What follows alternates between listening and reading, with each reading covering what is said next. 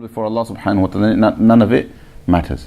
If my moment of not knowing something isn't a sin, but not knowing something and not removing the ignorance when one has the opportunity to have the ignorance removed, that is a sin, right? Because that is accepting ignorance.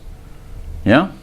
Similarly, for the person who's asked a question, not knowing or saying I don't know is not a sin, but falsifying, right, and pretending to know when one does not know is a falsehood, and that is a sin. And something that is not a sin in the eyes of Allah subhanahu wa ta'ala isn't something that one has to be embarrassed about, especially if the alternative is to commit the sin, right? When something is a sin, however, one should not expose it. When something is a sin, it is not humility to expose it. Does that make sense? So we shouldn't misunderstand it, right? Because it is in fact an act of virtue to hide sinfulness, right? And Allah subhanahu wa ta'ala expects people to hide their own sins and make dua that Allah subhanahu wa ta'ala hides their sins, and one is expected in the deen to hide the sins of other people, and not expose them, unless their sinfulness is a matter of public harm.